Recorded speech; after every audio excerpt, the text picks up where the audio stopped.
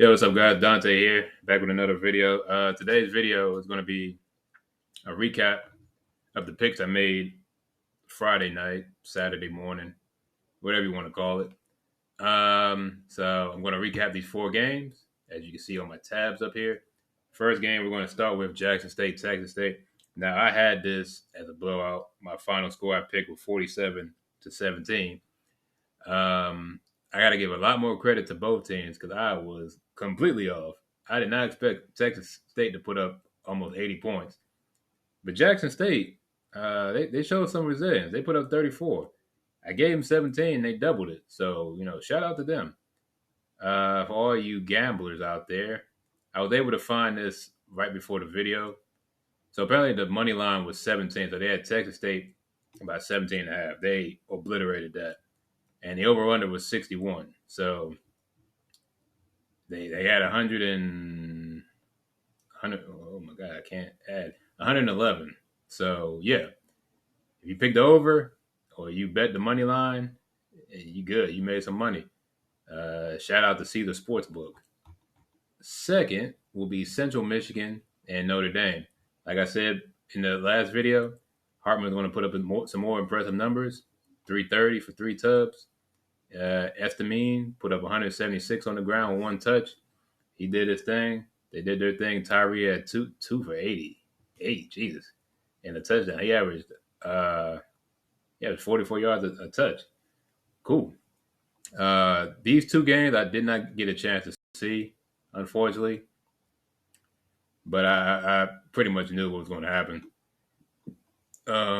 Money line was 34 and a half. I know They did not cover. But like I said, for me, I don't care about the covering and spread and over under and all that. I just care about my teams win. Over under was 51. It was over. So if you got the over and you bet, and if you bet Notre Dame not to cover, you also made some money. And in this game right here, South Florida. So this was the game I actually had as my upset pick. And for three quarters, for about 2.5 quarters, it felt like it may have went down, and then Alabama pulled away late. Jesus Christ, South Florida is horrendous offensively. I don't know if it's the Alabama defense or what, because they just couldn't do anything. But Alabama did nothing offensively. The boy Williams, he had 129 and one touchdown, but I think that was all pretty much mostly in the second half when they finally got it together. The quarterback situation, I was interested in this game for Tyler Buchner because he was a former Notre Dame quarterback last year.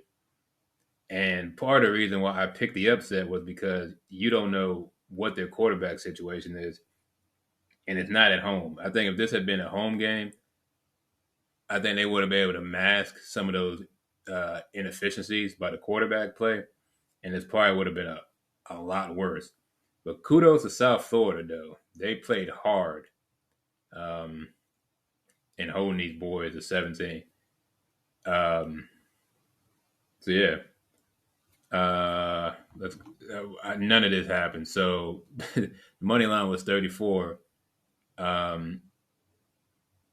If you pick, I forgot how that worked. I guess if you pick the other team to lose, I don't know. Well, anyway, they didn't cover. It was only 20 points, and over under was nowhere near that. I think because my score was going to be 21-17 South Florida, so I gave South Florida way too much credit.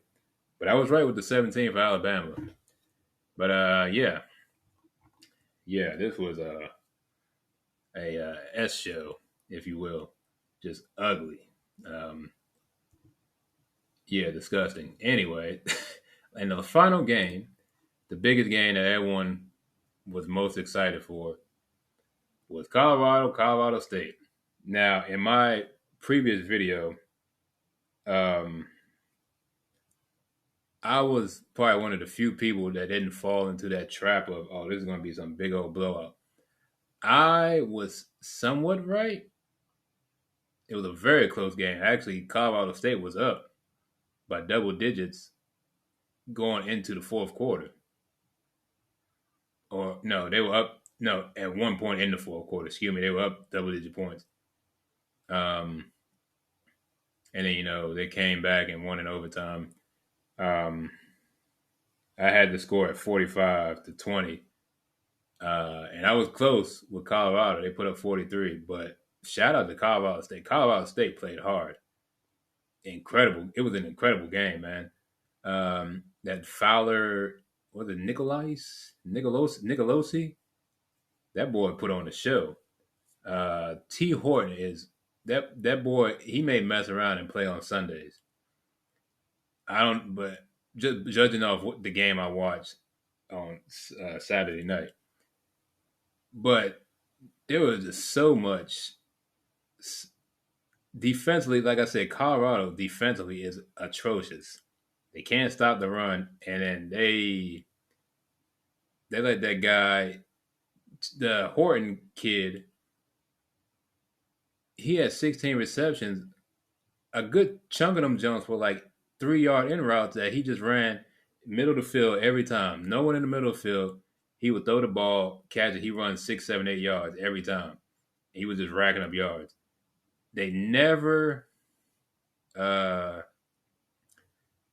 they never switched up the defense to stop that. They just let him run that all game long, and they killed him. And that's how they got up 11. And in that fourth quarter, I don't. I don't know what changed because offensively, Colorado State did the same thing. They kept doing what they was doing. Uh, I don't know.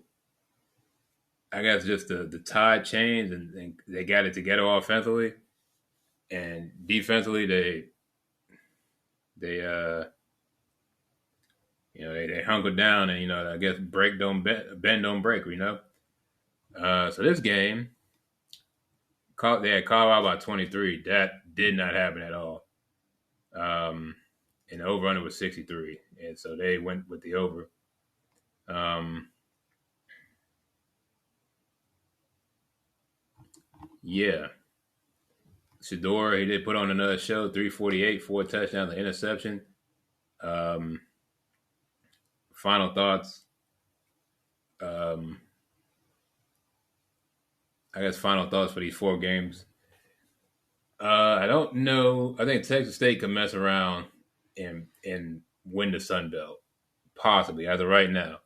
The Jackson State thing, I don't think they'll win. Everyone's talking about they're like projected to be first and second in the conference to go to the SWAC championship. Is it possible? Sure, because that whole conference as a whole is atrocious. So could they still mess around and win the conference? Sure, but I mean, I don't. I guess I don't know. The Notre Dame thing. Notre Dame plays Ohio State next week, so I'm very excited for that. They've done their part. They've been undefeated to this part. Ohio State's done what they had to do. It's been ugly for them to get to 3-0, but we'll see what happens. Alabama has dropped out of the top 10 for the first time in, what did they say, since 2015, as they should. Winning is not enough. That was the ugly game. They deserve to drop out. I think they dropped down to like 13, I think. And the Colorado game. So Colorado starts 0-2. We'll see how that season goes because if they they lost this game and then they end up having a bad season or they underperform, they're going to come back to this moment and be like, hey, you was talking stuff, in week 2 about, you're going to beat Colorado and all that. And then they had a chance. That's the thing. They came out and played hard. They played tough. They should have won the game, if we're being fair. They didn't close the deal, but they had a chance to win this and make a statement. They didn't. So we'll see what happens going down the road with them. Colorado, like I said before, Colorado had to win this game because, like I said, it's a very different mentality being 3-2 and then 2-3. It's a very different mindset and feeling that you go into. You go up, now you're 3-0. You got a chance to maybe upset Oregon, and if you do, that's great. And if you don't, you play hard, keep it close. You count that. It's I know no one likes moral victories, but you take the moral victory, and then you come back home and you try to do it again against USC. And like I said, if you keep it close and make it competitive, hey man, after the start you had, you can hang your head and say after 5 games we're 3-2. But if they had gone out there and lost a game, especially the way they played, and then they lose the next two, they're 2-3. They're on a 3-game losing streak, and then I don't know what game they have after the USC game, but their season could be, I guess not in jeopardy, I guess, but it's a very you go into that game after USC and it's like, damn, we'd have lost 3 in a row. When did this end? And it could get really ugly really fast. But luckily for them, they were able to pull it out in overtime and get the W. One final thing. So apparently they had planned to get the ball first in overtime. I was very shocked because at the coin toss, the guy from Colorado State called heads, and I was like, all right, I'm going tails. I was like, okay, it's tails, and they won the toss. And I thought there was some confusion. I was almost for a second like, Shedeur, you don't know how college overtime works. You don't know how to pick the sides, and you pick defense. Apparently, he was told by Coach Sanders to receive the ball first. I've never seen that in my life. That's a unspoken rule in college football. When you go to overtime, you play defense first because you play defense. You know what you got to do: get a stop. And then whether you get a turnover, you get a turnover on down, you hold them to a field goal, or you get scored on, you get a touchdown. You know what you do to match or win. But they went the dangerous route, and I was like, boy, this is some ballsy stuff because they go out there and they don't score. The way they've been playing defense against that boy in the passing game, they're going to cook them and they're going to lose this game. So that was a risky, boldy move, but it panned out in the end. So I guess, but hindsight's 2020. That was, oh my God, that had me. My heart almost stopped when when they were receiving the ball. I was like, "There's no way. There has to be a mistake." Like they had to be confused, and I was like, "No, he said in the press game conference, we're gonna get you the ball. You're gonna go first." He's like, we're gonna apply the pressure on them. And I was like, "All right, I guess if that's what you chose to do." But boy, that is that was ballsy. I couldn't do it. I'd have to play defense first. I don't have that much. I'm not that confident. I mean, I don't know. You could have went defense first and been like put the pressure on their offense with your defense to make a play, and then all you gotta do is get the ball back and maybe just get in the end zone anyway. But it panned out in the end. They got the victory, so it is what it is. But that was an amazing game.